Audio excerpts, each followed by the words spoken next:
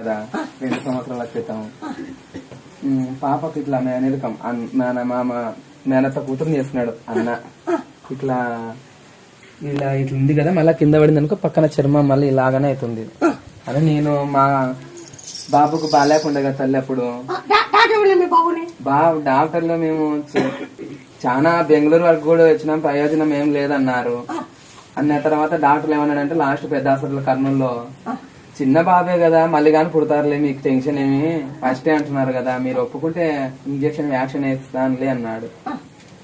అంటే వద్దులే సార్ అని మాకు బాధలేసి, మా బాధ తట్టుకోలేక మాకు వద్దులే సార్ డిశ్చార్జ్ చేయండి, మేము ఇంటికి వెళ్ళిపోతాం, ఉన్నన్ని రోజులు ఉంటానులే, మాకు చెప్పకుండా మాకు చెప్పకుండా వేసింటే మాకు తెలియదు కదా, మాకు చెప్పేసి మాకు పానం ఒప్పుకోదు కదా సార్ అంటే, మళ్ళీ అయినా కొడతారు కదా, ఎన్ని రోజులు అని చూసుకుంటుంటారు ఇట్లా పిల్లలని ఇట్లా అన్నారు.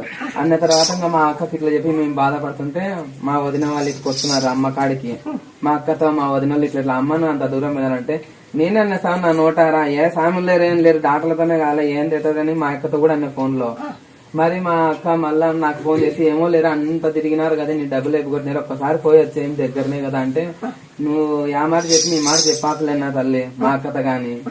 మరి తర్వాత మళ్ళా మా అక్క మా అత్తోళ్ళకి ఫోన్ చేసింటే ఈడ ఆలూరు దగ్గర తల్లి మేము చేసుకునేది, మీరు రాకుంటే ఏమనలేమో అని నేను పోయేస్తంటే మీ ఇష్టం అని చెప్పిన.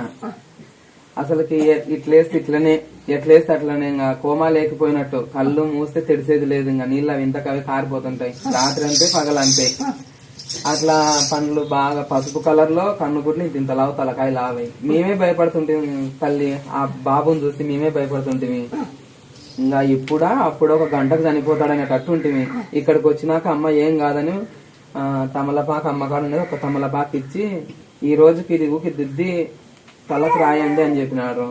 మళ్ళీ వారం కల్లా రండి అన్నారు. అసలుకి పాలు తాగకుండే, నోరు మనం దాపుదామంటే కూడా ఈ 2 కరిపించి మనం ఇట్లా అంటే కానీ తీయకుండే. 5 రోజులు ఒక చుక్క అసలుకి పాలే లేవు, అట్లే బతికినాడు 5 రోజులు కూడా. అసలుకి పాలు లేవు, ఏం లేవు.